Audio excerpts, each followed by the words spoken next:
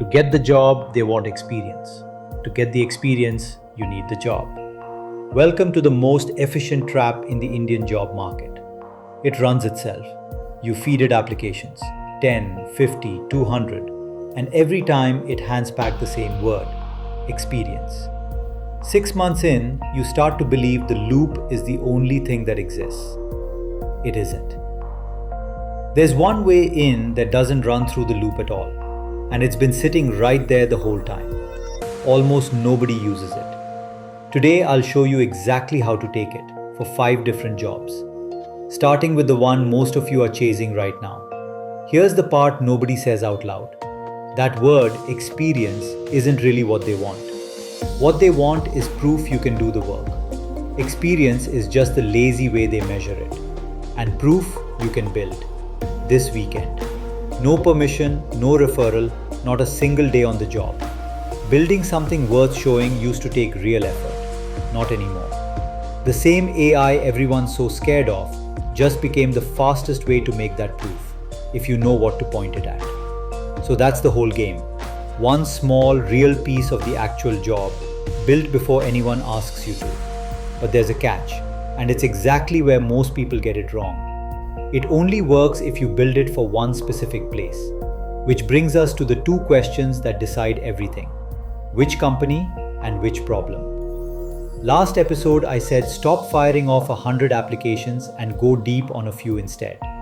This is what going deep looks like. Pick one place you actually want to work, just one. A Big 4 firm, an MNC, a startup, doesn't matter.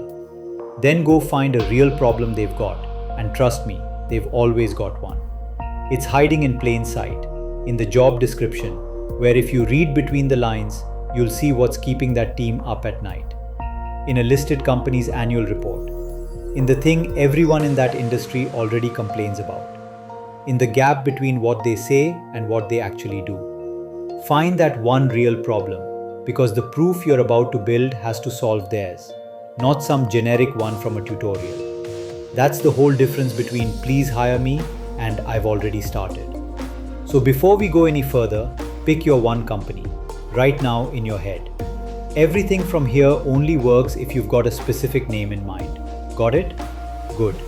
Because every strong piece of proof for any job on the planet is built from the same 4 parts. Here's the shape. 1. Pick the problem. 2. Build the slice, small, real, done in a weekend. 3. Show your thinking, not just what you did, but why. And 4. Send it like a human, to a person, not a portal. 3 of those are easy. One of them is where almost everyone falls apart, and we'll get to it. First, let me show you what this looks like for 5 real careers, starting with the one most of you are chasing. Quick, but it matters. The only thing you ever feed an AI tool is information that's already public. A published report, public filings, open data. The moment you're inside a firm, client data and anything confidential never touches a tool that isn't approved. Most Big 4 firms and MNCs have hard rules on exactly this.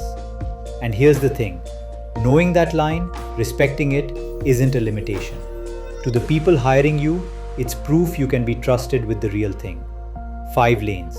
Find yours and watch how the same 4 parts click into place no matter which one it is. Lane 1. And if you trained as a CA, this is the obvious next rung, equity research. Here's the thing. As a CA, you learn to read a company's books and ask one question. Is this true and fair? Equity research asks something completely different. Is this worth buying? Different lens, different muscle. One you probably never used in articleship. So show it. Pick one listed company and write the one pager a research desk would make you write just to get the job. The call, buy, hold, or stay well away. 2 or 3 reasons. The one risk that could sink it and a rough target. 1 page. That's a stock pitch. And yes, let AI read the annual report and the earnings call and draft your first take. But the call is yours. The judgment is yours. One note, because this world lives and dies by it, you only ever touch what's public. The day you're on a desk, anything price sensitive, anything that isn't out yet, you don't go near it. That's not red tape. Respecting that line is the job. You're not pretending to be a fund manager. You're showing them you already think like an analyst. And that beats one more line on a CV. Lane 2, data analyst, the role everyone says they want, armed with a CV full of course certificates and zero proof they can actually find an answer. So go find one. Grab an open data set, there are thousands of them, free, ideally about something your target company would care about. Then answer one real question with it. Not 10 charts, one clear finding, 3 or 4 clean visuals, and a single sentence a busy manager would actually repeat in a meeting. AI does the boring part, cleaning the mess, spotting the pattern, in an afternoon instead of a week. Public data, start to finish. A certificate says you took a course. This says you can do the thing the course was about. Guess which one gets read? Lane 3, corporate finance, financial planning, FP&A, inside an MNC. Pull a listed company's latest quarterly results, public the day they drop, and build the one-pager their own analyst would build. What moved, why, and the 2 or 3 things you'd be watching next quarter. Forward-looking, not a summary of the past, but a read on what's coming. Let AI chew through the earnings call and the numbers for your first pass. Then you sharpen the judgment, because the judgment is the path that's yours. And all of it, public. Anyone can describe last quarter. Showing them you can see around the next corner, that's the whole job. Lane 4, and this one's for everyone who isn't a numbers person. Strategy, consulting, business analyst. Pick a real problem a company is visibly wrestling with. You can read it in the news, in their own announcements, in what their customers say out loud. Then write the one-pager a consultant would charge a fortune for. Here's the problem, here are the 2 or 3 options. Here's the one I'd pick and why. Structured, clear, decisive. AI helps you gather and organize everything that's already public in a fraction of the time, so you spend your hours on the thinking, not the Googling. You don't need an MBA for this. You need to show them you can take a mess and bring order to it, and that's rarer than any degree. Lane 5, and this one's for everyone who isn't a finance person at all. Product management. Quick truth about product, it is brutal to break into as a fresher. Barely any entry-level seats, everyone wants experience, which is exactly why this move works better here than anywhere else. Nobody breaks into product with a degree, they break in with a tear down. So pick a product you actually use, say a payments app or an expense app, find one thing that quietly drives its users up the wall, and write the one-pager a product manager would write. Here's the friction, here's the feature I'd build, and here's the number it would move. No code, none. It's a business document, the same clear thinking as the consulting one. AI helps you pull together what users are already saying and what rivals are already doing, so you spend your time deciding, not digging. All of it public. You don't need to have shipped an app. You need to show them you can look at a product and see what's missing. That's the job, and almost nobody applying has bothered to prove it. And if your field isn't on this list, doesn't matter. HR, operations, sales, design, the move is identical.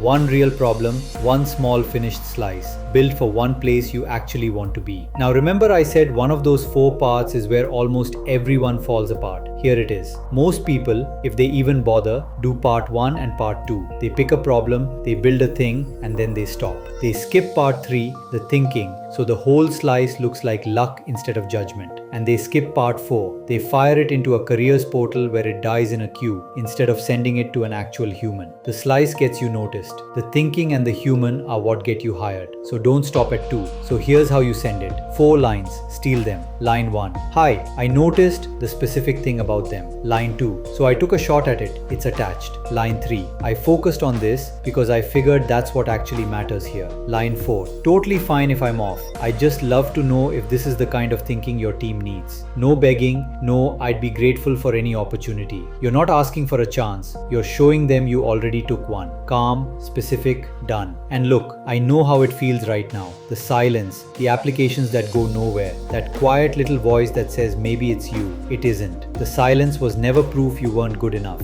It was proof you'd given them nothing to believe. The people who break that loop aren't smarter than you, and they're not better connected. They just stopped waiting for permission and started showing the work. And this fix doesn't care about your college, your marks, or who your father knows. It cares about one thing. Can you do a piece of the job? And you can. So pick your company, find the problem, build the proof, and take the exit that's been sitting there the whole time. Do me one thing. In the comments, comments, tell me the one company you'd build your proof for and which of the 4 parts you'd find hardest. I read every single one. And if this gave you a way forward, the like and subscribe buttons help more people find it than you think. Because here's what happens next. You send the proof and it works. They reply. And suddenly you're in the room. The interview, the call, the conversation you've been chasing for months. And that is exactly where most people throw it all away. In the first 5 minutes, with one move that quietly undoes everything that proof just earned. That's next time. I'll show you the 5 minutes that decide everything. See you there.